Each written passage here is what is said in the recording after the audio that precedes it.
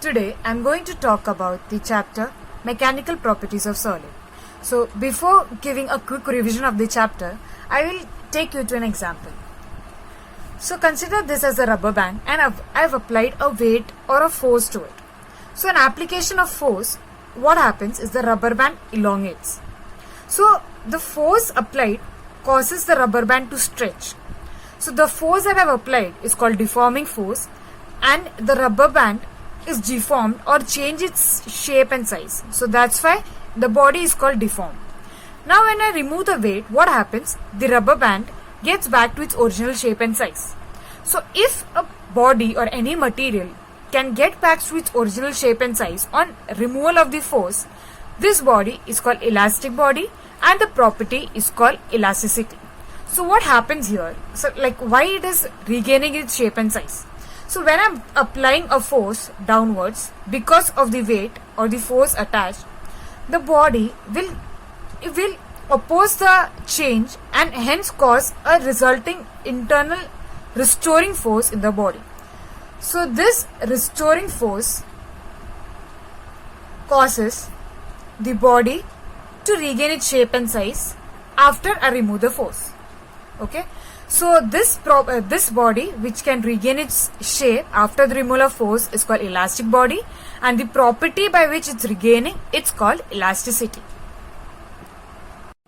So in the chapter of mechanical properties of solid, so basically we will be covering the topics on elasticity. So before going into the concepts of elasticity, I would like to explain some terminologies that will be used in the chapter. The first is stress. I am taking an example. So let's consider an elastic body and applying a deforming forces through both the sides. So what will happen? It will cause a change in length of the body. Okay. And after the removal of forces, it will get back to its original shape. Right? So what is happening in getting back to its original shape? It's creating an internal restoring force. And the measure of internal restoring force of a body is stress. So stress is internal restoring force per unit area. Okay.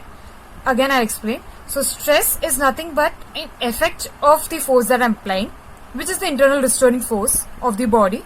That is, stress is given by internal restoring force divided by the area. The next terminology is strain. So what is strain? So as I deform, the length has changed. So originally the red one, it was some length L, and the new deformed one has a length of delta L. Okay. So the measuring of the quantity of deformation or measure of deformation is called strain. So basically what is strain? Strain is change in dimension. Change in dimension. So in this example it is length. It need not be length, it can be anything. Okay. It can be the volume, it can be the shape or anything. So basically here I am considering length. But it's change in dimension to the original dimension. Okay. So strain is nothing but change in dimension, how much it is changed on application of a deforming force divided by the original dimension. The unit of stress, it's force by area, the formula. So the unit will be Newton per meter square. Because the strain is the same quantity, it's divided by change in dimension to original dimension, hence it is unitless. So there is no unit for strain. Okay. I think you understood the property of stress and strain. So let's move ahead of the chapter. So basically now I'll explain the different types of stress and strain. The first is the tensile or the compressive stress. So to explain it, I'll explain you with a diagram. So what happens in a tensile stress is I'm pulling it apart. So it causes an increase in the length. So this was the original length and I've pulled it apart. That has caused increase in the length. Okay, so this is the tensile stress, and compressive is when I'm pushing it inside. So the length has now changed or reduced. So this is the compressive part. So the stress associated with it will just be the internal restoring force that is the internal restoring force produced in the body per unit area. Okay, as a definition. Now for strain, here there is change in length, like either the length is increasing or decreasing, but anyway there is change in length. Okay, so it is nothing but change in length per unit original length. Okay, so this is what is for compressive stress. The next part is the volume part. So there will be a stress associated with volume and a strain associated with volume. So for volume, what will happen? I am taking a cube and I am compressing it from inwards. So that will cause a change in volume of the object. So it is changing size but not the shape. So the size of the body is changing, not the shape of the body. Okay. So the same way, the change will cause a restoring force develop inside the body. So the restoring force per unit area will be the volume stress, and the strain will be change in volume put to the original volume. Here the volume has decreased, it can increase or decrease. Okay, so the change in volume per unit original volume will be the volume strain. Okay, so next one is the shear one. So shear is nothing but the change in shape of the body. So there will be a stress associated and a strain associated with the shear thing. So now I'm considering a rectangle. So what will happen? The shear means I'm just sliding it or applying a force at the top of the cube. Okay, so what will happen? There will be a slight displacement of the top surface of the cube. Okay, so this displacement, I'll write it as delta L, and the original shape of the cube or the original length of the cube was L. Okay, so this change, why it is caused? Because of the force or the shear that is developed due to the force. Okay, so how it is causing? So it is causing due to the tangential force, and hence the restoring force will also be tangential. So here the stress will be the tangential force per unit area. Okay, because the tangential force is causing the change in the shape. Okay, so next the strain. What is the strain? What will be the strain? So what is causing the change here is delta L, right? So I'll write this as theta.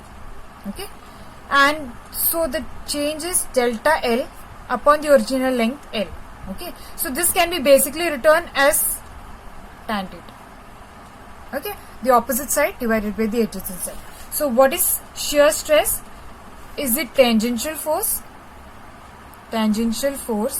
per unit area, and the strain is delta L by L, that is the displacement caused due to the upper layer. It can also be written as tan theta. So now we have studied the three types of stress and strain: the tensile or the stress and strain due to length, due to volume, and due to the shape. Okay, so there is a relation between them which was studied by the physicist Robert Hooke. So what he did was, he produced a tension in the wire and studied the stress and strain between them, and he plotted them with y-axis as strain and x-axis as stress.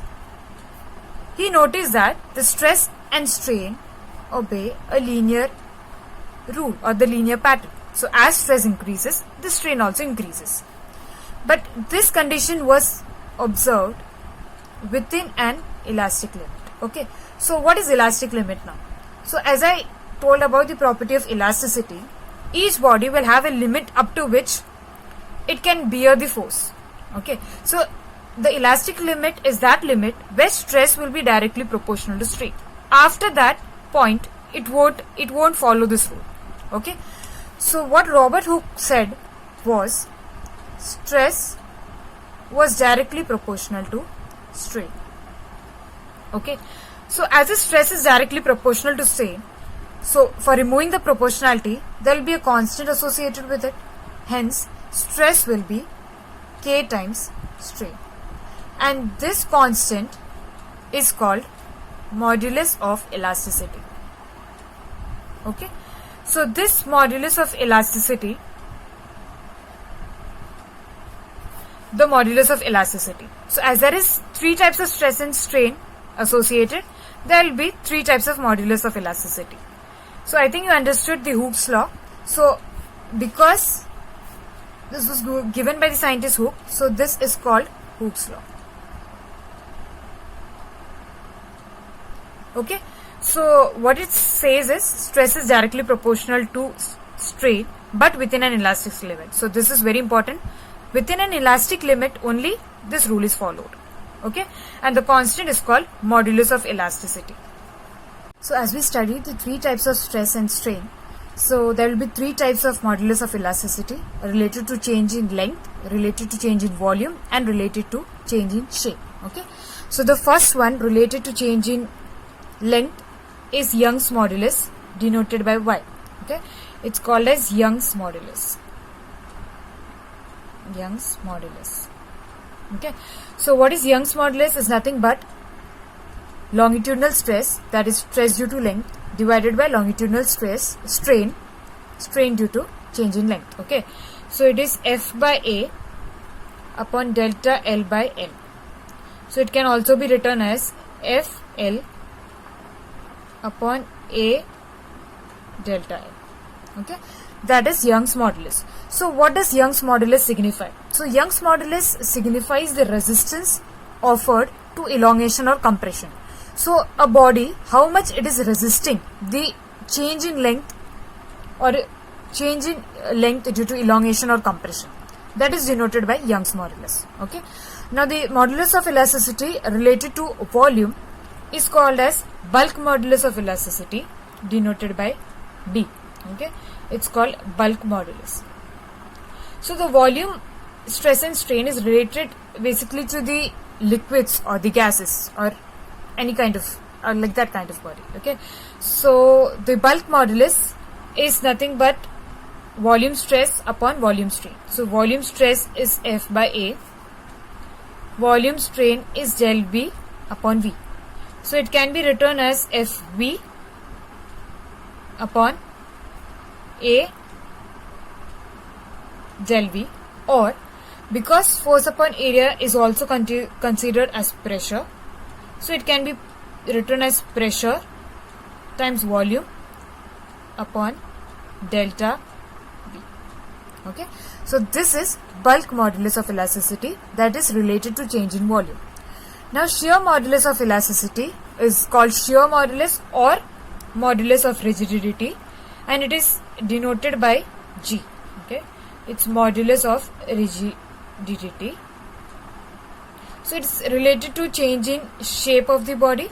So it is the tangential force, the shear stress divided by shear strain. So it is tangential force upon area divided by strain. So it is strain is tan theta. So basically the displacement is very small, considered to be very small, hence approximating it to theta, it can be written as just theta. So it is F upon A theta. So that is the modulus of rigidity. So what is modulus of rigidity indicates? It is the how much the body is resisting to the change in shape. Okay, so there are three types of stress, 3 types of strain, and correspondingly 3 types of modulus of elasticity. Next topic is Poisson's ratio. So it gives a relation between the lateral and the longitudinal strain. So consider the wire, the black one, that's the original wire. I am applying a force and elongating it.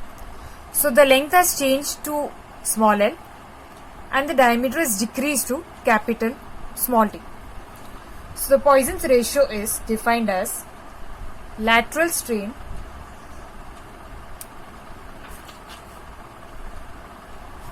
divided by longitudinal strain. Okay, so what is lateral strain? Is due to change in the diameter, longitudinal is due to change in the length. So lateral strain is change in diameter, that is d upon original diameter. Longitudinal is change in length, that is new length divided by the original length. So it is small d capital L capital D, small. This is Poisson's ratio. So after understanding the Poisson's ratio, we will be understanding strain energy, or it's called as elastic potential energy. So when a force is applied on the wire, it gets under tension and work is done against the internal force, which is stored in the form of potential energy. So this potential energy, the formula is given by half times stress into strain times the volume of the body. So this energy divided by the volume, the energy per unit volume is given by small u, and this is capital U. Okay, it is half into stress into strain. So this is called as the elastic potential energy, which is stored in the body as a form of potential energy, which is due to the work done against the internal forces. Next, so this was a complete revision of the formulas and some concepts of the chapter of the mechanical properties of solid. So next we'll be talking about the sums and the problems associated with it.